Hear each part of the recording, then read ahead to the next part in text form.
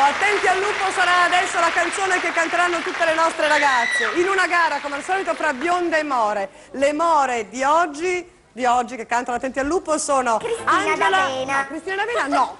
Mannaggia. Sono Angela... Maria Teresa Ruta. Maria Teresa Ruta? No. Quella fa per le bionde. Allora, Angela e Francesca, ce l'ho fatta a dirlo. Le bionde invece sono... Enrica.